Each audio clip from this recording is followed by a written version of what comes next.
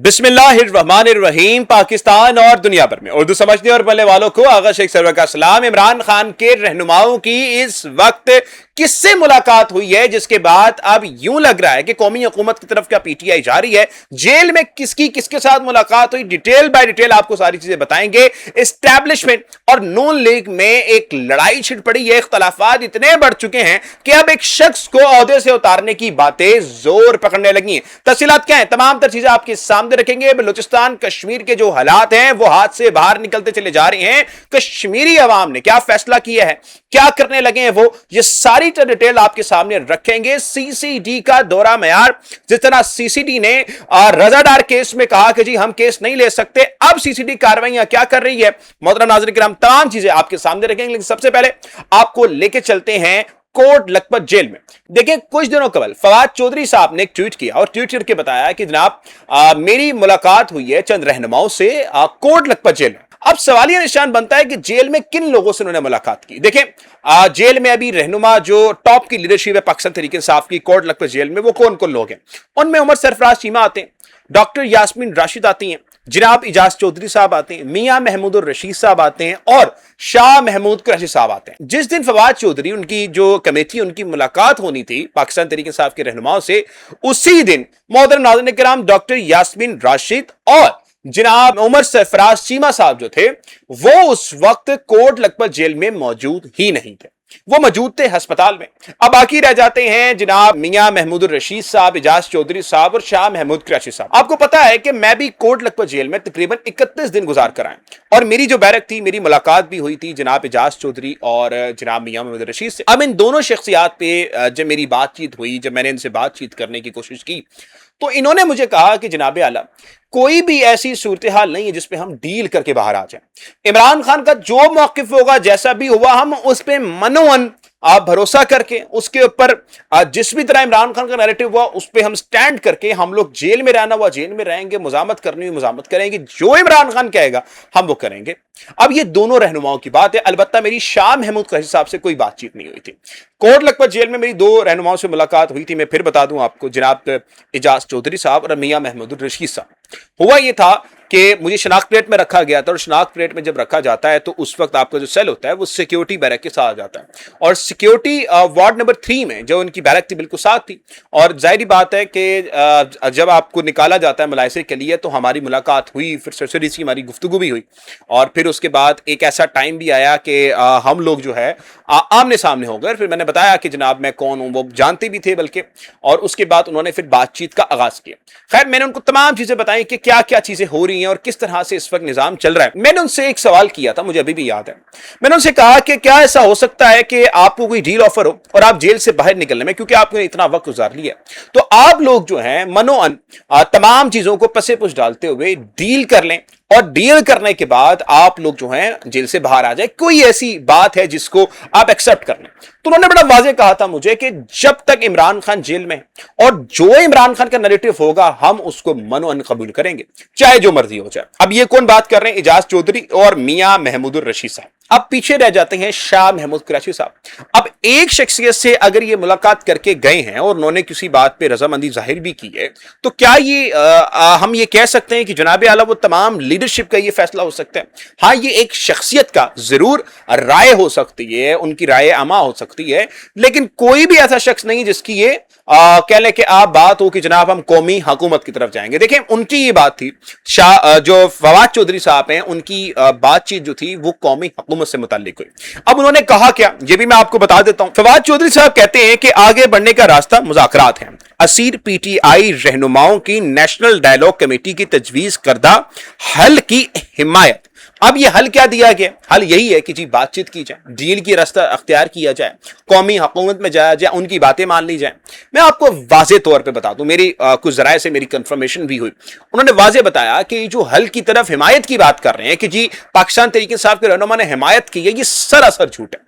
शाह महमूद कुरैशी साहब की जो बातचीत है, खैर वो अभी हम लोग कोशिश कर रहे हैं कि उनसे राब्ता किया जा सके और पूछा जा सके कि आया इन्होंने कोई हिमायत की है।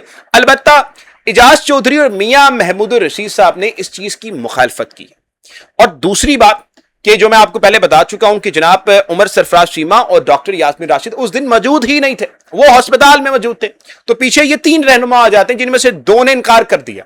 पीछे जनाब शाह महमूद कुरैशी साहब रह सकते हैं, मैं आपके साथ गलत बयानी नहीं करूंगा, उन तक हमारी कोई रसाई नहीं हो सकी है और हमने राब्ता भी करने की कोशिश की और पूछने की कोशिश भी की, जराए से कंफर्मेशन भी की, लेकिन उन तक क्या पैगाम पहुंचा है और उनका क्या राय है अभी तक हम तक कंफर्म नहीं हो सका है। लेकिन जो रहनुमा है वो ये बात कर रहे हैं कि जनाब हम किसी भी हल की तरफ तब तक नहीं जाएंगे जब तक इमरान खान कोई बात नहीं करता। देखिए इमरान खान इस वक्त क्या कर रहे हैं, इमरान खान ने वाज़ेह हिदायत की हुई है कि आप स्ट्रीट मूवमेंट करें। 4 शख्सियात हैं जिसमें पूरा फैसला जो है वो इन्हिसार करता है। पहली शख्सियत जनाब सुहेल अफरीदी साहब हैं जो chief executive of Khyber Pakhtunkhwa है। उन पे स्ट्रीट मूवमेंट की जिम्मेदारी, क्योंकि अगर वो कहीं पर भी जाते हैं तो पुलिस उन पे इस तरह से कार्रवाई नहीं कर सकती जिस तरह बाकी लोगों पे करती है। दूसरे जुनैद अकबर साहब है जिन पे तंजीमी स्ट्रक्चर को बनाने की जिम्मेदारी है और उनको बोला गया कि यार ये जिम्मेदारी आप पर है कि आप तंजीम को किस तरह चलाते हैं। तीसरी जनाब आपके महमूद खान अचकज़ई साहब हैं, उनकी तहरीक तहफ़्फ़ुज़ आइन है, उनकी मुज़ाकरात की जिम्मेदारी है। और चौथे जो हैं वो है सलमान अकरम राजा साहब, जिनकी जिम्मेदारी है कि वो पंजाब की मोबिलाइजेशन में किरदार अदा करें, पंजाब की जो स्ट्रक्चर है उसको बेहतर करें। और ये चारों ही शख्सियात इस वक्त कोई काम भी नहीं कर रहे। मैं देख रहा था कि सलमान अकरम राजा साहब ईरान में मौजूद थे, जाना भी चाहिए था। बड़े लोगों को मैंने देखा कि वो तनकीद कर रहे थे इस चीज पे, बल्कि मैं समझता हूं कि पाकिस्तान तहरीक इंसाफ को अपना पूरा वक़्फ़ बनाकर जाना चाहिए था वहां पर। अगर सलमान अकरम राजा साहब गए तो कुछ गलत नहीं किया उन्होंने, लेकिन सवालिया निशान सलमान अकरम राजा पे अगर तनकीद हम करते हैं तो वो इस बुनियाद पे करते हैं कि आप बताएं कि आपने पंजाब के अंदर क्या क्या काम किए और क्या क्या काम आप करने के लिए जा रहे हैं। ईरान जाना मैं समझता हूं इस पर मुखालफत नहीं होनी चाहिए। पूरे पाकिस्तान में से तहरीक तहफ़्फ़ुज़ आइन के मैंने देखा कि अम्मार अली जान जिस तरह से ईरान में जाकर उन्होंने स्पीचेस की, ईरान की इमाम को बताया कि पाकिस्तानी इमाम आपके साथ है, बहुत अच्छी चीज है, जाना चाहिए। ईरान में जिन जिन लोगों को मौका मिले वहां पर जाना चाहिए था और सलमान अकरम साहब गए, बहुत अच्छी चीज है। मगर सवालिया निशान यह है कि ये जो चारों शख्सियात जिनके मैंने अभी आपको नाम बताया, इनकी जिम्मेदारी है कि जो इमरान खान ने इनको जिम्मेदारी दी हुई है उस पर यह अमल करें। अभी तक कोई भी ऐसी शख्सियात नहीं है जिसने अपनी जिम्मेदारी कबूल करके उस काम पर जो है उसको बड़ी ईमानदारी से किया। तो खैर ये वो लोग हैं जो इमरान खान की रिहाई में रोल अदा कर सकते थे, लेकिन ये लोग जो हैं ईमानदारी से काम नहीं करते हुए दिखाई दे रहे। मतलब सुहेल अफरीदी को हम देखते थे, वो कहते थे कि जनाब मैं इश्क़ इमरान में मारा जाऊंगा, मैं इश्क करूंगा इमरान खान से, लेकिन फिर हमने देखा कि इश्क ब्लू पासपोर्ट से हो रहा था। तो ये सारी कहानियां, ये तमाम चीजें, लेकिन यहां पर बात करना कि जेल के अंदर जो असीरान हैं, जो रहनुमा है, उन्होंने किसी चीज पर हिमायत का ऐलान किया है, ये सरासर झूठ है, सरासर प्रोपेगेंडा है। इसके अलावा कोई भी इसके अंदर सदाकत नहीं है। हम कोशिश करेंगे कि फवाद चौधरी साहब का भी हम इस पर जो है पॉडकास्ट करें, उनका इंटरव्यू करें और वो आपको इंशाल्लाह चंद दिनों में हम दिखाएंगे। लेकिन अभी तक जो सूरत हाल है उसमें असीराने जो कोट लखपत जेल है, पाकिस्तान तहरीक इंसाफ के जो सीनियर रहनुमा है, उन्होंने अभी किसी चीज की हिमायत नहीं की। आगे चलेंगे और आपको बताएंगे कि नून लीग और एस्टैब्लिशमेंट में बड़ी लड़ाई हो चुकी है और ये लड़ाई एक शख्स को लेकर हुई है जिसका नाम है मोहसिन नकवी। बलोचिस्तान में जो हालात इस वक्त बन गए हैं, आपको याद होगा कि मोहसिन नकवी ने कहा था ये एक SHO की मार। अब ये सवाल के निशान जो मुक्तदरा के कह लें कि आप लाए हुए अभी जमहूरियत के अलमबरदार लोग हैं, क्योंकि यही इनकी मिसाल है ना। 8 फरवरी को ये इलेक्शन हार गए थे, मुक्तदरा अगर इनको स्ट्रक्चर नहीं देती, इनको उठाती ना, इन मुर्दा लाशों के जनाजे अपने कंधों पे ना डालती, तो कभी ये 8 फरवरी के बाद आ ही नहीं सकते थे। लेकिन खैर ये इसी ताकतवर हलकों के सहारे से जमहूरियत के लिए आए, वही टूटी फूटी जमहूरियत में ये लोग पार्लियामान में आए।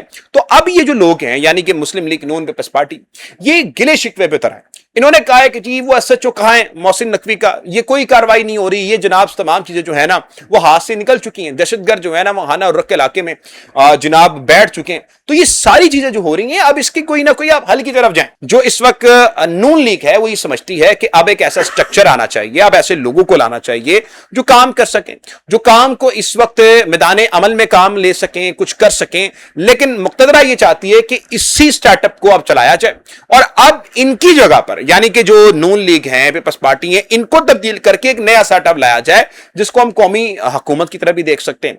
आपको याद होगा कि पंजाब असेंबली में गुंडा बिल पेश किया गया था मरियम नवाज की तरफ से, क्योंकि मरियम नवाज को पता था कि जी मेरा झूठ एक्सपोज हो रहा है, बार बार लोग जो है ना मुझ पर ताने खींच रहे हैं, तो एक गुंडा बिल ले आते हैं। उस गुंडे बिल में पंजाब में जो जो मेरे पे तनकीद करेगा ना उसको हम पकड़ लेंगे, उसके पैरों में जो है ना डिवाइस लगा देंगे, उसकी प्रॉपर्टियां सीज कर लेंगे, डर और खौफ का माहौल बना देंगे, कोई मेरे बारे में बात नहीं कर पाएगा। होता ही है कि जो मलिक अहमद खान साहब साहब होते हैं, मैंने आपको इनका डोमिसाइल बताया, बाजवा के बेहतरीन दोस्त, एस्टैब्लिशमेंट के पुष्ट बना पे आने वाले, जिन पे करप्शन के केसेस थे लेकिन फिर माफ करवा दिए गए। ये जो शख्सियात हैं, ये मरियम नवाज के आगे एक कह लें कि आप रुकावट बन जाते, और वो रुकावट किसकी वजह से बनते हैं ये भी मैंने आपको बताया था। ये रुकावट बनते हैं एस्टैब्लिशमेंट की वजह से, और जो रुकावट मरियम नवाज के सामने आ जाती है, फिर मरियम नवाज साहबा जाती भी हैं, उनको समझाती भी है, लेकिन एस्टैब्लिशमेंट नहीं मानती, इसलिए मलिक अहमद खान साहब नहीं मानते, और यही सूरत हाल जो है वो फिर आगे चल के हम देखते भी हैं कि ये बिल पास नहीं होता। अभी तक के लिए अगस्त तक इसको मुलतवी कर दिया गया है, देखना यह है कि आगे क्या होता है, लेकिन अभी तक तो ये बिल रुक चुका है। तो मुक्तदरा और नून लीग के बीच में एक लड़ाई है, और ये लड़ाई जो है अब शिद्दत अख्तियार कर चुकी है। आपको याद होगा कि हमने रजा डार वाले केस में देखा कि इस केस को छुपाने की पूरी कोशिश हो रही थी। जिस शख्स की गाड़ी को हिट किया गया था, उस शख्स की FIR नहीं काटी जा रही थी। फिर उसके बाद एंट्री होती है बिग ब्रदर्स की, और वो ये कहते हैं कि जनाब आला मुक्तदरा की ताकतवरों की, वो ये कहते हैं कि जी इस केस को क्रेडिबल इन्वेस्टिगेट करें आप, हम इसमें कोई भी नेग्लिजेंसी आपकी नहीं फेस करेंगे, यानी कि आप कुछ करेंगे तो हम पे बात आएगी, तो प्लीज आप इसकी नेग्लिजेंसी फेस नहीं करेंगे। और फिर उन्होंने ये वर्ड यूज करे कि we are very bad with you, मतलब हम आपके लिए फिर बहुत बुरे हो जाएंगे। तो पंजाब पुलिस को फिर अपने लाले पड़ जाते हैं, अपनी जान के लाले पड़ जाते हैं, और वो क्या करते हैं जनाब, उस शख्स की जिसकी गाड़ी को हिट किया हुआ होता है उसकी FIR रजा डार पे कट जाती है, रजा डार का नाम वाज़े तौर पे आ जाता है, रिकॉर्ड में आ जाता है। ठीक है, पुलिस कोशिश ये कर रही होती है किस तरह रजा डार का नाम ना आए, उसको साफ करके निकाल दिया जाए, लेकिन सारी जो गेम है वो खराब होती तब है जब ताकतवर हल्के जो हैं वो इस केस में इन्वॉल्वमेंट करते हैं। अब होता यह है कि रडार केस में हमने देखा कि जो CCD थी उसको कहा गया कि जनाब हम केस नहीं देंगे, इन्वेस्टिगेट करेंगे। हालिया दिनों में एक शख्स की वीडियो वायरल हुई, मैं वो वीडियो आपको इस पे नहीं दिखाऊंगा क्योंकि वो नाजेबा वीडियो है। उस वीडियो में वो एक औरत को हिरासा कर रहा होता है। ये वीडियो लाहौर की है, और इसमें जो है ना लोगों ने तनकीद भी की, बोला भी कि जनाब ये गलत है, और गालियां भी दी, और देनी भी चाहिए थी, इस शख्स ने बड़ा घटिया काम किया था। फिर हमने देखा कि हंजरवाल के इलाके में एक वाकया पेश आया, और उसके ऊपर CCD की जो बंदूक थी वो नेफे में चल गई। उस शख्स ने भी जो लड़की थी उसके साथ बदसलूकी करने की कोशिश की थी, और फिर उसके बाद CCD अमल में आ गई। पूरा का पूरा केस बना हुआ जिसमें रजा डार ने खवातीन को अगवा किया, उनका रेप करवाया, फिर उन पर जिनसी तशद्दुद किया, उसके बावजूद भी जो CCD है उसका खून नहीं कांपता, इनके नेफे में रजा डार चल जाता, और रजा डार साहब के खिलाफ एक कार्रवाई भी नहीं की जाती, ना CCD को केस दिया जाता, और फिर इसके बाद सारे मामला हट जाते। रजा डार साहब का वकील अभी तक कोई नहीं है, और वजह क्या है? वजह आप समझ लें, ये वजह इसलिए है कि ताकि तमाम चीजें जो हैं वो एक तरह नॉर्मलाइज की जाए, और नॉर्मलाइज करने के बाद इस पूरे के पूरे मामले को आवाम की नजरों से हटाकर रजा डार को कोई रिलीफ दिया जाए। असल हकीकत यह है मोहतरम नाज़रीन इकराम। अच्छा जी, अपनी आखिरी खबर की तरफ चलेंगे तो बलोचिस्तान में इस वक्त अवाम अभी तक बैठी हुई है और अपने मुतालबात कर रही है कि जनाब आप हमें सुने। वहां की जो अवाम है वो ये बात कर रही है कि सर इसका प्रॉपर्ली कोई हल निकाले, हमारी जिंदगियां, हमारे बच्चों की जिंदगियां इतनी आसान नहीं है कि उनको कोई मार के चला जाए और फिर पूछने वाला कोई ना हो। तो बलोचिस्तान की अवाम कह रही है कि सर हम क्या हमारी जो बच्चे हैं वो मरने के लिए रह गए, हम लाशें उठाने के लिए रह गए। मैं आपको जरा किस्सा बताता हूं कांस्टेबल अताउल्लाह का। कांस्टेबल अताउल्लाह साहब क्या बात कर रहे हैं, ये शहीद हो चुके हैं, इनके लवाहिकीन क्या बात कर रहे हैं, नजर आप सुनिए। बलोचिस्तान ज़ियारत हमले में शादी से एक हफ्ता कबल खुशियां मातम में बदल गई। कांस्टेबल अताउल्लाह को इनके खानदान के मुताबिक शादी की तैयारियों के लिए ली गई छुट्टियां खत्म करके वापस ड्यूटियों पर बुलाया गया, जहां वो 6 जुलाई को हमले में शहीद हो गए। फूफीजाद भाई नफा ने बताया फायरिंग के दौरान अताउल्लाह ने आखिरी मर्तबा अपनी एक बहन को फोन किया, कहा कि हमारे पास गोलियां खत्म हो गई हैं, कोई हमारी मदद को नहीं आ रहा, हमारे बचने के इम्कानात बहुत कम हैं, अब बस मुझे दुआओं में याद रखना। आप अंदाजा कर सकते हैं वहां पे लोग बुला रहे थे इन लोगों को कि खुदारा आइए हमारी मदद कीजिए, लेकिन वहां पे लोग नहीं है। ये वो बहादुर हैं, अगर इनको एमिनेशन मिलता, इनको असला मिलता तो दहशतगर्दों की छुट्टी करवा देते, खड़े होते हैं वहां पर। इनकी मदद के लिए कोई एक शख्स भी नहीं आता। मोहतरम मैं आपको लेकर चलता हूं कश्मीर के अंदर के क्या हो रहा है। कश्मीर में एक डॉक्टर की वीडियो वायरल हुई जिसमें उन्होंने बताया कि किस तरह से हम पे टॉर्चर किया जा रहा है, हम लोगों को पकड़ा जा रहा है, हम लोगों को जलील किया जा रहा है। डॉक्टर ने बताया कि मैं बैरून मुल्क से कश्मीर आया, अपने घर आया, और इस घर में जब मैं आता हूं तो सिक्योरिटी फोर्सेज जो होती हैं वो अंधाधुंध घर में घुसती हैं, मारती हैं, और मैं उससे पूछता हूं कि भाई हमने किया क्या, लेकिन वो क्या करते हैं, घर में तोड़फोड़ करते हैं, मारते हैं, खौफो राज फैलाते हैं, और मुझे भी मारते हैं, और मार के लूट मचाकर वहां से चले जाते। ये डॉक्टर की आप वीडियो सुन सकते हैं, अंग्रेजी में वीडियो है, वो क्या बात कर। After this video gets shared, I'm certain that they will kill me. My name is Dr. Masood Khalid, and I'm the victim of police brutality. I'm the resident of Azad Jammu and Kashmir, Pakistan, and I'm a serving medical doctor who serves the people. The incident which happened to me, I'm going to narrate to you so that the world would know. On the midnight of 7th July 2026, at around 12:30 a.m., while I was sleeping with my wife and my 3 children, approximately 35 to 40 people in police uniform with their faces covered with masks jumped over the walls of my house, and they came to me. They woke me up and they started beating me. They were slapping me, punching me, hitting me with the wooden rods, and they were kicking me.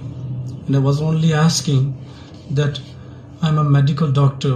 What had I done? They started abusing me, and they dragged me, and they put me in the back of a pickup truck, and they started beating me again. They were calling bad names to my dead parents. They were abusing me constantly, and I was just asking continuously that I'm a medical doctor. What had I done to deserve this? And they were slapping me, and they were just abusing me. Of them, most of them were covered with masks.